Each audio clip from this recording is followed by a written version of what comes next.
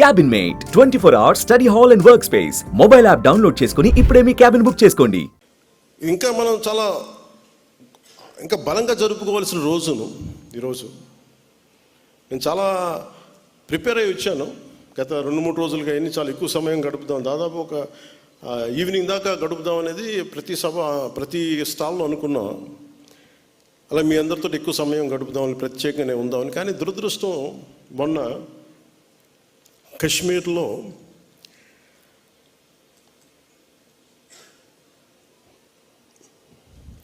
ప్రత్యేకించి టార్గెట్ చేసి మరి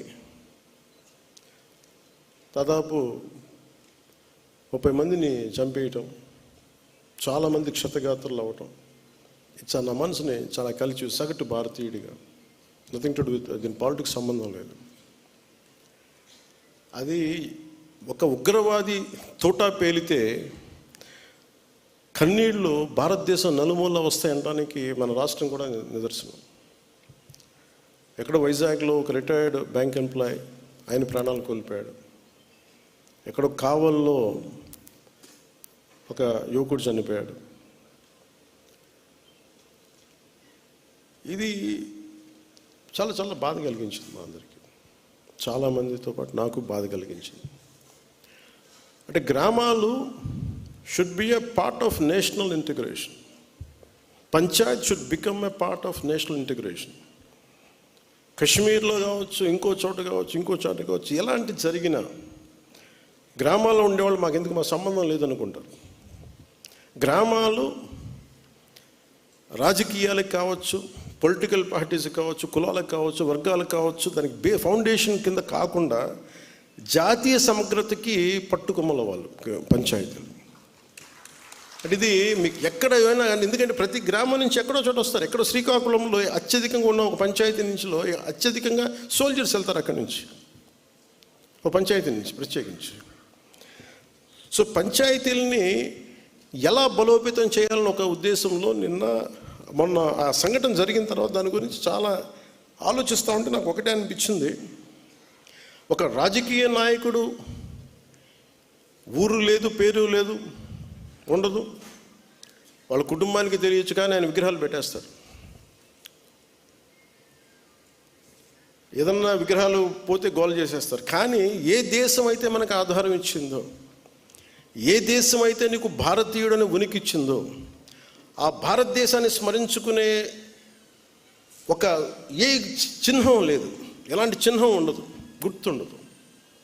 అందుకని నేను ఈరోజు నా ప్రతిపాదన ఉన్నతాధికారులందరికీ, శశిభూషణ్ గారికి కానీ, ఇక్కడున్న కమిషనర్ గారికి కానీ, అందరికీ అందరికీ ప్రతి పంచాయతీలో జాతీయ సమగ్రత ప్రాంగణం అనేది చాలా చాలా అవసరం. దాంట్లో జాతీయ సమగ్రత స్తూపం, అది మీరు 1000 గజాల్లో పెడతారా, ఎకరంలో పెడతారా, ఇంకెక్కువలో పెడతారా, ఆ పంచాయతీలను బట్టి కనీసం ప్రతి చోట 13,326 పంచాయతీల్లో 13,326 జాతీయ సమగ్రత ప్రాంగణాలు ఉండాలి.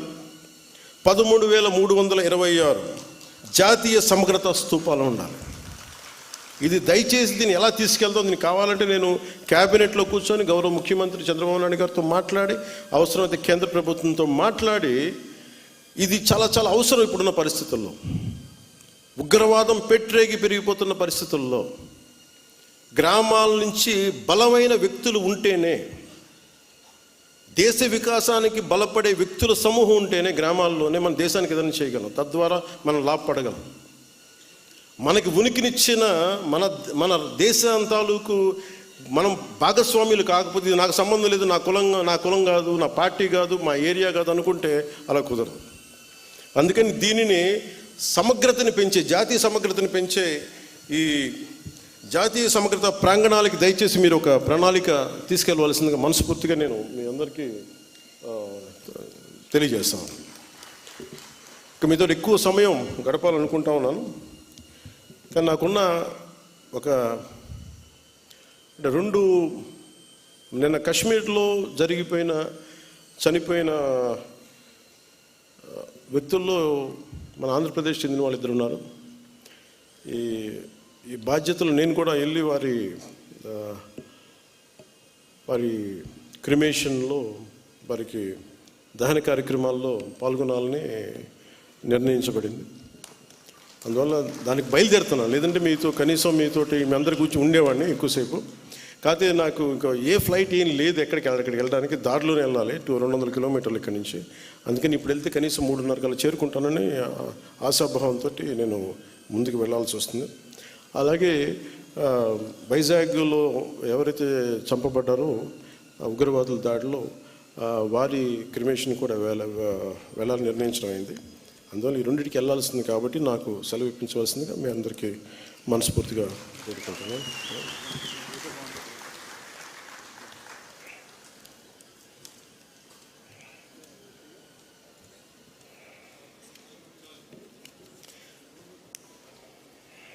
అంటే రాష్ట్ర వ్యాప్తంగా సర్పంచులు ఎదుర్కొంటున్న పలు సమస్యల్ని పాపారావు గారు నా దృష్టికి తీసుకొచ్చారు.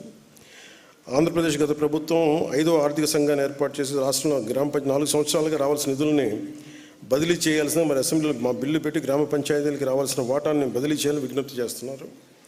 కూటమి ప్రభుత్వం నుండి ఎన్నికల మేనిఫెస్టో ఇచ్చిన భాగంగా రాష్ట్ర వ్యాప్తంగా సర్పంచుల గౌరవ వేతనాన్ని 3,000 నుండి 15,000కి పెంచాలని ప్రార్థిస్తున్నారు అని రిక్వెస్ట్ చేస్తూ ఉన్నారు. అలాగే వెంకటేశ్వర గారి దర్శనం కూడా ఉంది. ఈ మూడింటిని మేము ఖచ్చితంగా పరిశీలిస్తాం. ఇది నేను ముఖ్యమంత్రి గారి దృష్టికి తీసుకెళ్తాను, కేబినెట్ దృష్టికి తీసుకెళ్తాను తెలియజేసుకుంటూ మీ అందరికీ కూడా మనస్ఫూర్తిగా నా ధన్యవాదాలు తెలియజేసుకుంటూ సెలవు తీసుకున్నాను. జై హింద్. సుమన్ టీవీలో మీ పర్సనల్ అండ్ బిజినెస్ ప్రమోషన్స్ కోసం కింది నెంబర్కి కాంటాక్ట్ చేయండి.